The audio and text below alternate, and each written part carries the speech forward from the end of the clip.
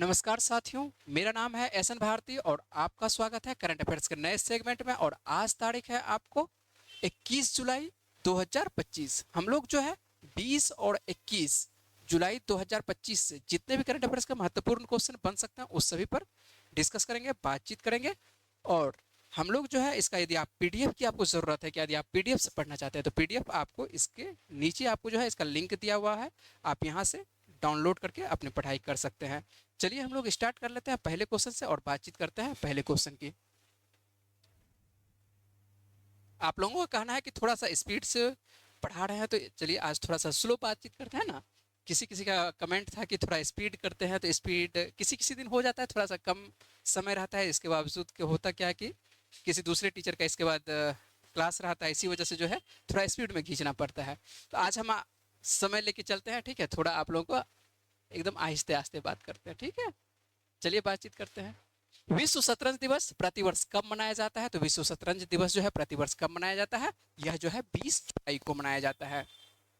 यदि बात करते हैं कि विश्व शतरंज दिवस या अंतर्राष्ट्रीय लगा हुआ रहे, कोई भी बात नहीं है कि अंतर्राष्ट्रीय लगा हुआ रहे या आपको विश्व शतरंज दिवस रहे, तो आपको सीधी सी बात है कि क्या याद रखना है कि 20 जुलाई को। ये जो आपको दिखाई पड़ता है ये एक खेल के अंतर्गत, तो मान के चलिए इसको खेलते ही हैं। और इसमें जो है खास करके रणनीति की आपको ज़्यादा ज़रूरत होती है। इस खेल में क्या होती है, ये जो आपको है बोर्ड गेम नहीं है, बल्कि ये क्या होती है, इसमें एक रणनीति की ज़रूरत होती है। और इसमें यदि बात करते हैं कि तर्क से बच्चों का क्या होता है, तर्क शक्ति, इसमें सोचने का, समझने का जो है विकास होता है, इंटेलेक्चुअल थिंकिंग का विकास होता है, ठीक है। इसीलिए जो है ये बच्चों को खेलना ज़रूरी होता है। और इसमें खेल के साथ साथ क्या होती है, डिसिप्लिन। डिसिप्लिन भी जो है इस खेल में मायने रखती है। और इसी वजह से जो है इस खेल को जो है प्रोत्साहित किया जाता है। शतरंज खेल को जो है प्रोत्साहित किया जाता है। विश्व स्तर पर देखते हैं या अंतर्राष्ट्रीय स्तर पर देखते हैं तो इस खेल को क्या किया जाता है, प्रोत्साहित किया जाता है। और इससे जो है बच्चों का क्या होता है, मेंटल डेवलपमेंट होता है। बच्चों का क्या होता है, मेंटल डेवलपमेंट होता है। तो ये खेल जो है बच्चों के लिए कह सकते हैं कि खासी ज़रूरी होता है और प्रमोट किया जाता है कि बच्चों को इस खेल के लिए प्रोत्साहित किया जाता है। और इसी वर्ष, इसीलिए जो है कह सकते हैं कि प्रतिवर्ष जो है 20 जुलाई को अंतर्राष्ट्रीय चेस दिवस कह सकते हैं या शतरंज, इसी को जो है इंग्लिश में चेस बोलते हैं और हिंदी में क्या बोलते हैं, शतरंज बोलते हैं। आप लोग कभी ना कभी खेले ही होंगे शतरंज। और यदि बात करते हैं कि इसमें कभी कभी पूछा जाता है कि कितने घर होते हैं, तो कितना घर होता है, 64 घर होता है। यदि जनरल कंपटीशन की यदि बात करते हैं, इसमें यदि खाने, हिंदी में लिखा हुआ रहता है कि शतरंज में कितने खाने होते हैं, तो कितने खाने होते हैं, 64 खाने होते हैं। चलिए अगले प्रश्न पर बात करते हैं। इतना उम्मीद है कि इतना आहिस्ता ठीक है, इससे ज़्यादा आहिस्ता भी सही नहीं है। हाल ही में किस भारतीय शहर ने, शहर में कह सकते हैं कि हाल ही में किस भारतीय शहर में टेस्ला पहला शोरूम खोला है ना। कि एक कंपनी है, टेस्ला की कंपनी है, और कहा जा रहा है कि भारत में पहला मान के चलिए कि शोरूम खोला है। तो कहाँ पर खोला है, मुंबई में खोला है। तो टेस्ला की जो आपको जानते हैं कि टेस्ला क्या है, कीमती कार बनाती है ना। और टेस्ला जो है, सबसे पहले टेस्ला कहाँ की कंपनी है, तो टेस्ला आपको याद रखना है कि टेस्ला जो है आपको अमेरिकी कंपनी है। कहाँ की कंपनी है, ये आपको अमेरिकी बहुराष्ट्रीय ऑटोमोटिव कंपनी है। और ये स्वच्छ ऊर्जा कंपनी के अंतर्गत आती है। और इसका यदि मुख्यालय की बात करते हैं कि मुख्यालय कहाँ है, तो मुख्यालय जो है ऑस्टिन और टेक्सास में है। आपको इसका जो मुख्यालय दिखाई पड़ेगा ऑस्टिन, और कहाँ पर दिखाई पड़ेगा, टेक्सास। और ये दोनों शहर जो आपको दिखाई पड़े, ये कहाँ पर शहर है, ये सीधी सी बात है, आपको आपको अमेरिका की ये शहर है। यदि बात करते हैं टेस्ला, तो टेस्ला जो है अपना शोरूम पहले ही आपको बता चुका है कि अपना शोरूम कहाँ पर खोला है, ये मुंबई शहर में खोला है। तो भारत में कह सकते हैं कि ये पहला शोरूम खोला गया है। और ये क्या बनाती है, ऑटोमोटिव ये कंपनी है। और ये किसकी कंपनी है, तो आप लोग नाम सुने होंगे एलन मस्क का, है ना। तो एलन मस्क का यदि नाम सुनेंगे तो एलन मस्क की ही ये कंपनी है। और भारत में ये पहला शोरूम खोला है। और इसकी कार जो है बहुत कीमती होती है, ठीक है। यहाँ पर देख ही रहे हैं कि इसके जो मान के चलिए स्टार्टिंग जो कीमत होती है कार की, आपको कह सकते हैं कि डायरेक्ट यहाँ पर 59 कुछ कुछ लिखा हुआ है, तो आपको डायरेक्ट 60 लाख पर आते हैं। इसकी कीमत जो है 60 लाख से स्टार्ट ही होती है। तो यहाँ से स्टार्ट होती है, ठीक है। और समझ सकते हैं कि आगे कहाँ तक जा सकते हैं। जितना भी अंतरिक्ष का कार्यक्रम है आपको दिखाई पड़ती है, एलन मस्क की ही कंपनी के क्या द्वारा किया जाता है। आप लोग इस तरह का कार देखे होंगे, तो इसके कार में क्या होती है, फीचर बहुत ज़्यादा रहती है ना। और ये फीचर जो है ऑटोमोटिव रहती है। ऑटोमोटिव कंपनी के अंतर्गत ये आपको दिखाई पड़ रही है, ऑटोमेटिक भी रहती है। आपको बहुत सारे इसमें फीचर है, तो इस फीचर से के लिए जानी ही जाती है। और एक तरह से विश्व प्रसिद्ध, एक तरह से आपको सभी देशों में ये कंपनी जो है फेमस है, ठीक है।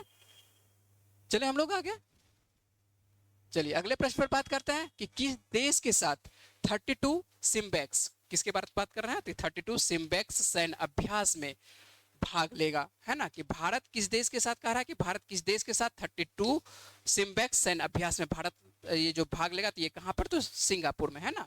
ये जो सीधी सी बात है कि 32 जो 32वां जो आपको दिखाई पड़ रहा है, कौन सा? सिम्बेक्स सैन्य अभ्यास दिखाई पड़ रहा है। भारत और किस देश के बीच में दिखाई पड़ रहा है? तो भारत और सिंगापुर के बीच ये होती है ना। और भारतीय नौसेना इसी महीने के अंत में कह सकते हैं कि सिंगापुर में आयोजित होने वाली 32वें सिंह, आपको जो 32वें क्या दिखाई पड़ रही है? सिम्बेक्स सैन्य अभ्यास जो दिखाई पड़ रही है, इसमें भाग लेने वाली है।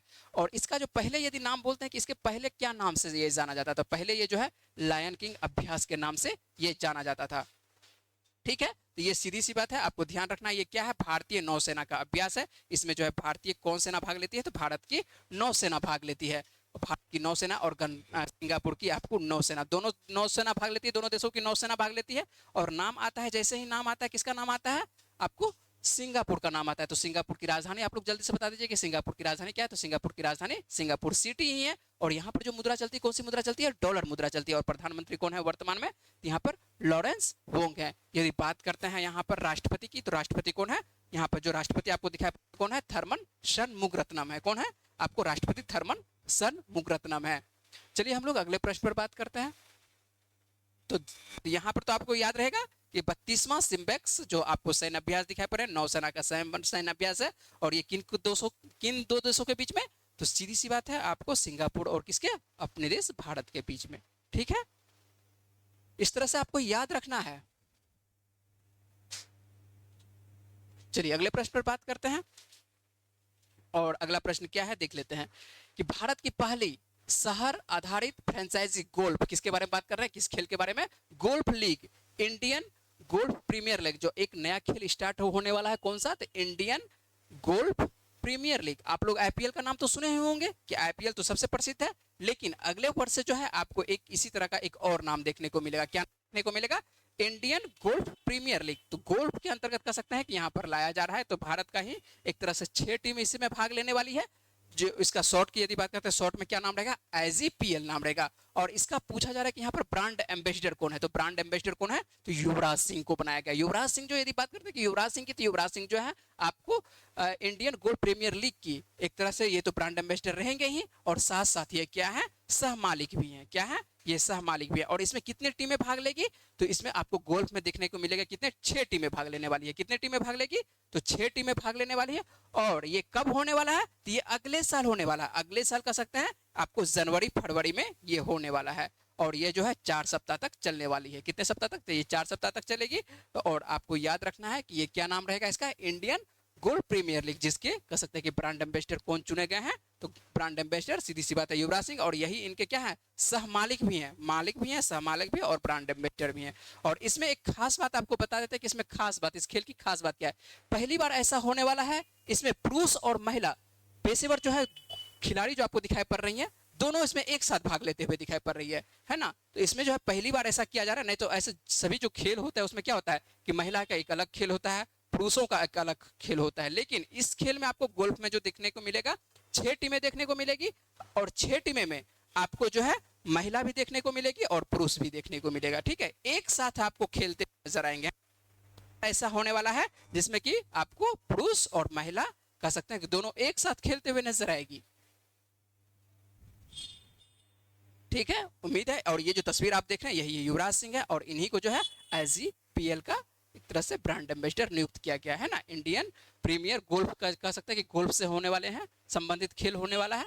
और कब होने वाला है? तो ये जो है अगले वर्ष होने वाला है। तो याद रखिएगा, यहाँ पे आपको लिखा हुआ है, क्या लिखा हुआ है? आपको IGPL लिखा हुआ है, इंडियन गोल्फ प्रीमियर लीग। तो इनके ब्रांड एम्बेसडर कौन बनेंगे? तो आपको युवराज सिंह बनेंगे, है ना।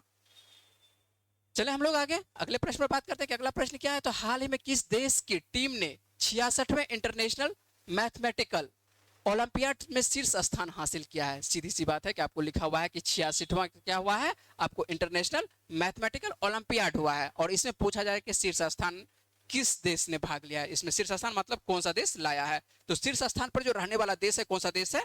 तो यहाँ पर चीन है। कौन सा देश है?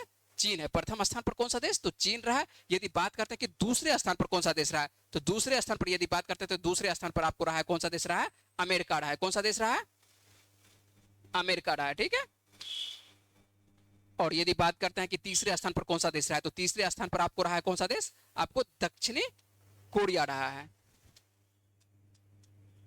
दक्षिण कोरिया। ठीक है, उम्मीद है आप लोग याद रखिएगा कि प्रथम स्थान पर कौन सा देश, तो प्रथम स्थान पर चीन लिखा हुआ, दूसरे स्थान पर आपको अमेरिका, दूसरे और तीसरे स्थान पर कौन सा, दक्षिण कोरिया। तो ये आपको तो प्रथम तीन याद रखिएगा। उसके बाद हम लोगों का देश भी भाग लिया है, और हम लोगों का देश मान के चलिए कि जो भारत है किस स्थान पर है, ये भी पूछा जा सकता है कि ओलंपियाड में जो 66वां इंटरनेशनल ओलंपियाड होती है, इसमें भारत किस स्थान पर आता है, तो भारत किस स्थान पर आता है, तो भारत जो है 7वें स्थान पर आता है। तो भारत का स्थान क्या है, ये जो आपको दिखाई पड़ रहा है, भारत जो है 7वां स्थान प्राप्त करता है, और भारत जो है इसमें सीधी सी है 110 प्रतिभागियों में ये 7वां स्थान प्राप्त करता है, इतना ही याद रखिएगा। और ये खेल होता कहां पर है, 66वां इंटरनेशनल ओलंपियाड होती कहां पर है, ये जो होती है ऑस्ट्रेलिया के कहां पर, सनशाइन कोस्ट में होती है। कहां पर होती है, सनशाइन कोस्ट, जो कि ऑस्ट्रेलिया का एक शहर का नाम है, और यहां पर ये आपको दिखाई पड़ती है ना। चलिए हम लोग याद करते हैं, आगे चलते हम लोग देख लेते हैं, सीधी सी बात है। और अगला प्रश्न जो है आपको बिहार से संबंधित है। ठीक है, जो बिहार का कोई भी एग्जाम आप दीजिएगा, बिहार आप पुलिस दे रहे हो, बिहार दरोगा दीजिएगा आने वाले दिनों में, या हो सकता है आप क्या कहते हैं बिहार एसएससी की घोषणा हो चुकी है डेट की, तो बिहार एसएससी भी हो सकता है कि आपको बहुत जल्द ले ले एग्जाम। या यदि बात करते हैं कि आप आने वाले दिनों में टायर 4 का यदि एग्जाम देते हैं, ठीक है, यदि टीचर का यदि एग्जाम देते हैं, तो उसमें भी आपको इस तरह का प्रश्न देखने को मिलेगा। क्या है प्रश्न, आइए बातचीत कर लेते हैं कि हाल ही में किस राज्य में 1 अगस्त 2025 से 125 यूनिट तक बिजली मुफ्त मिलने वाली है। तो ये कौन से राज्य में, अपने बिहार में, है ना।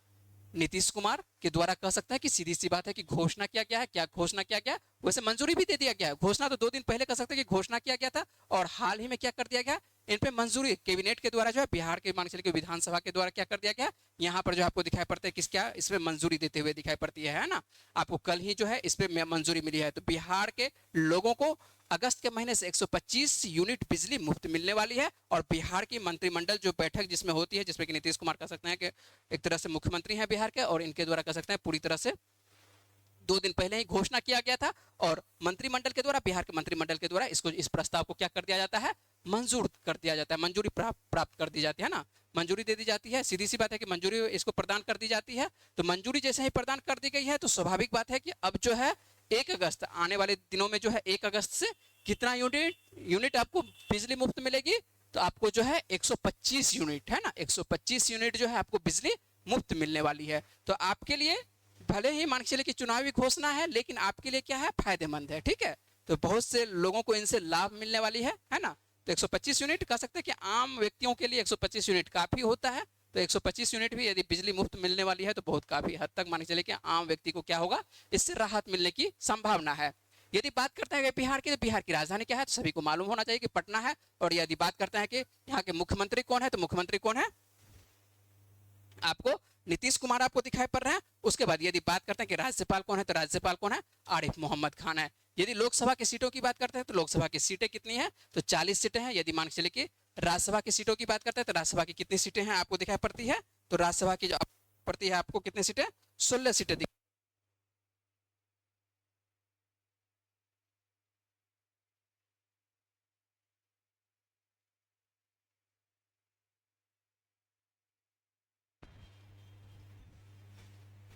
चलिए फिर से हम बातचीत करते हैं, कुछ देर मान के आपको जो क्या बातचीत कर रहे थे, थोड़ा बीच में डिस्टरबेंस हुआ, तो आपको आइए फिर से बातचीत कर लेते हैं। तो यहाँ पर आप समझ ही चुके हैं क्या क्या आपको बातचीत कर रहे हैं, है ना।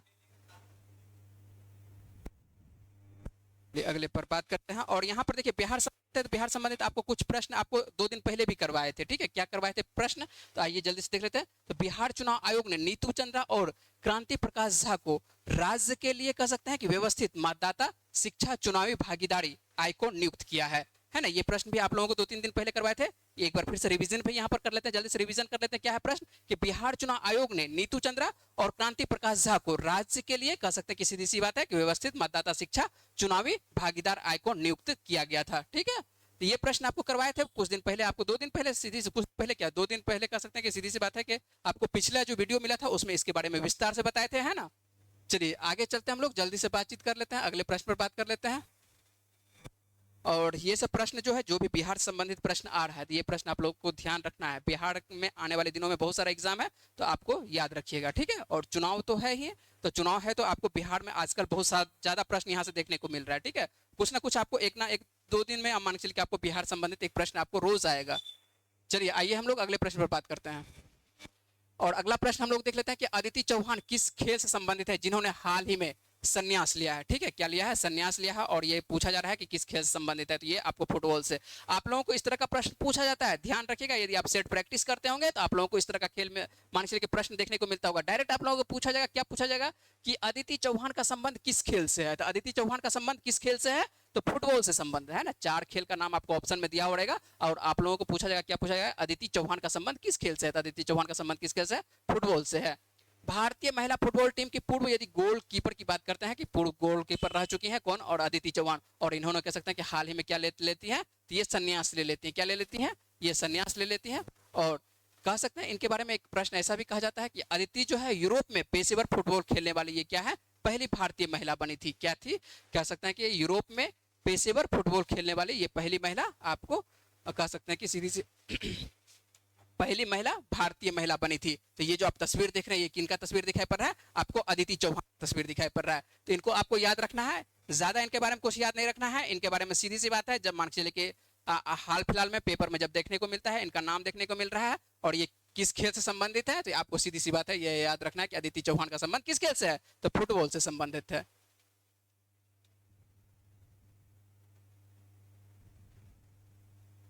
चलिए अगले प्रश्न पर बात करते हैं। और अगला प्रश्न क्या है देख लेते हैं।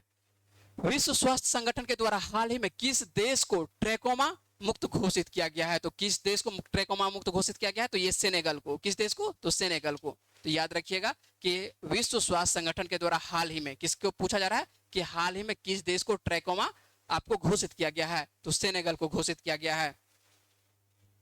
तो आइए यहां पर देख लेते हैं कि विश्व स्वास्थ्य संगठन जो कि मान के चलिए कि WHO है, इनके द्वारा कह सकते हैं कि WHO के द्वारा 15 जुलाई 2025 को सेनेगल को ट्रेकोमा मुक्त घोषित कर दिया गया। ट्रेकोमा जो आपको दिखाई पड़ती है, ट्रेकोमा से संबंधित बीमारी दिखाई पड़ती है। तो ट्रेकोमा जो है आपको संक्रामक नेत्र रोग है। क्या है?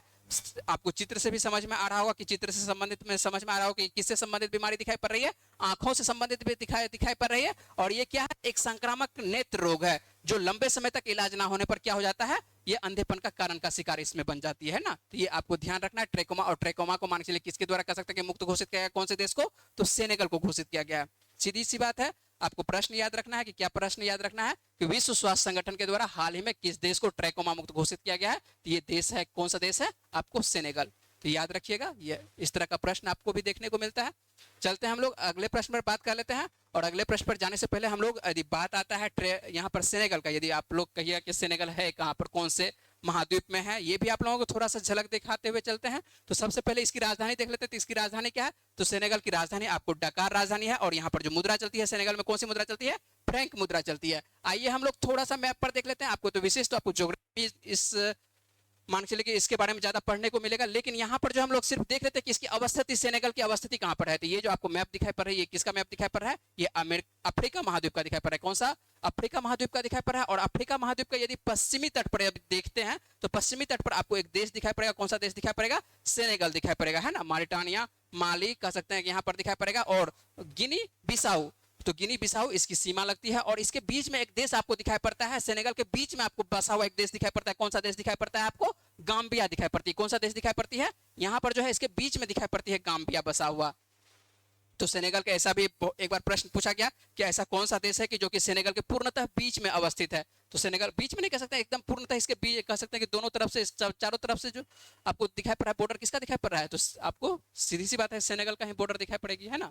3 तरफ से मान के चलिए कि आपको सेनेगल का बॉर्डर दिखाई पड़ रहा है और एक तरफ से जो है आपको जो दिखाई पड़ रही है नॉर्थ अटलांटिक ओशियन का बॉर्डर दिखाई पड़ रहा है। चलते हैं हम लोग अगले प्रश्न पर बात करते हैं। अगला प्रश्न क्या है देख लेते हैं। और अगला प्रश्न जो है हम लोगों का है, हाल फिलहाल में स्टार्ट हो चुका है क्या चीज? संसद का मानसून सत्र। क्या स्टार्ट हो चुका है? संसद का मानसून सत्र स्टार्ट हो चुका है ना। तो संसद का यहाँ पर पूछा जा रहा है कि संसद का मानसून सत्र जो है आपको 2025 कब आयोजित होने वाला है। तो ये जो आपको दिखाई पड़ रहा है कब, 21 जुलाई से स्टार्ट हो रही है। और 21 जुलाई से ये कब तक चलने वाली है? आपको सीधी सी बात है 21 अगस्त तक चलने वाली है। तो 1 महीना तक लगातार चलने वाला है। तो 21 जुलाई से कब तक? 21 अगस्त तक चलने वाला है। तो 21 जुलाई कब है? आज आपको दिखाई पड़ रहा है 21 जुलाई। तो आज से ही स्टार्ट हुआ है। कौन सा सत्र स्टार्ट हुआ है? संसद का मानसून सत्र स्टार्ट हुआ है ना।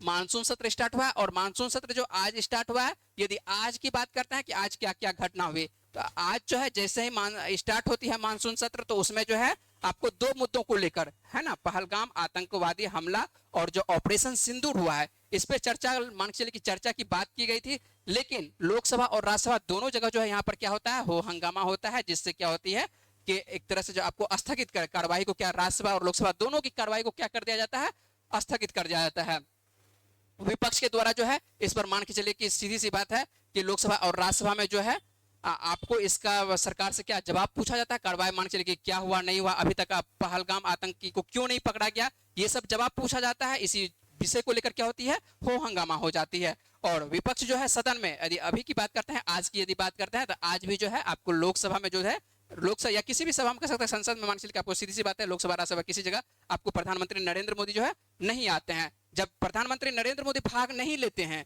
तो विपक्ष सीधी सी बात है कि जवाब पूछेगा ही। तो जवाब यहाँ पर भी आज के मान के चलिए, यदि आज की बात करते हैं तो आज भी आपको प्रधानमंत्री नरेंद्र मोदी इसमें अनुपस्थित रहते हैं, तो सीधी सी बात है यहाँ पर जो है विपक्ष और जोरदार हंगामा करती है। तो आज का जो है पूर्णतः, है ना, जब तक ये वीडियो बन रहा है तो ये जो आपको जो है यहाँ पर लोकसभा और राज्यसभा की जो है सभा को क्या कर दिया गया है, स्थगित कर दिया गया है। अब कल देखते हैं क्या क्या होता है। और यहाँ से जब भी मान लीजिए कि मानसून सत्र आया है तो 1 महीने तक तो मानसून सत्र चल रहेगी, और यहाँ से आपको बहुत सारा प्रश्न कवर होने वाला है। तो क्या क्या प्रश्न कवर होने वाला है, जब जब आपको यहाँ से संबंधित कोई प्रश्न बनने वाला होगा तो आप लोगों को जरूर देंगे, है ना।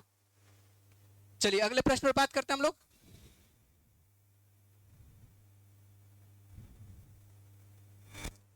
अगला प्रश्न देख लेते हैं क्या है। सभी के घर में एक सब्जी खाया जाता है, कौन सा सब्जी खाया जाता है, आलू, है ना। तो आलू आप लोगों को देखिए, आलू से क्या संबंधित प्रश्न है कि वर्ष 2024-25 में भारत का सबसे बड़ा प्रसंस्कृत आलू उत्पादक राज्य कौन होगा, है ना, या कौन हो चुका है। तो कौन हो चुका है, आपको गुजरात, है ना। तो सीधी सी बात है। इससे पहले यदि बात करते हैं कि इससे पहले कौन कौन सा राज्यों का नाम आता था, तो इससे पहले है जो आपको 2 राज्यों का नाम देखने को मिलता था। एक तो उत्तर प्रदेश, आलू में सबसे नंबर 1 पर दिखाई पड़ता था, कौन, उत्तर प्रदेश। और दूसरी की यदि बात करते हैं तो पंजाब, है ना। तो पंजाब और उत्तर प्रदेश देखने को मिलता था। लेकिन अब जो देखने को मिल रहा है 2024-25 का यदि डाटा की बात करते हैं तो इस वर्ष जो है आपको 2024-25 में भारत का सबसे बड़ा प्रसंस्कृत आलू उत्पादक राज्य कौन बन चुका है, तो गुजरात बन चुका है। अच्छे से आप लोग नोट कर लीजिएगा, है ना। सभी के दिमाग में आप लोगों को क्या होगा, उत्तर प्रदेश और पंजाब होगा बैठा हुआ दिमाग में। इस चीज को आपको नोट कर लेना है, क्या हो जाएगा, अब गुजरात होगा, ठीक है। तो गुजरात जो दिखाई पड़ता है, आधिकारिक तौर पर इसको घोषित कर दिया है ना, कि 2024-25 का जो सीजन का जो है प्रसंस्कृत आलू अग्रणी उत्पादक राज्य कौन बन चुका है। तो आपको सीधी सी बात है, कौन सा राज्य बना है, तो गुजरात बना है। और आलू से मान चलिए कि यहाँ पर जो प्रसंस्कृत जो शब्द आया है, इससे क्या क्या हम लोग तैयार करते हैं, प्रसंस्कृत फ्रेंच फ्राइज, जो आपको चिप्स दिखाई पड़ता है, डिहाइड्रेटेड उत्पादक जो दिखाई पड़ती है, जितने भी को आलू से संबंधित आप लोग चिप्स सब जो खाते हैं, ये सब क्या आता है, आलू प्रसंस्कृत उत्पाद में आती है ना।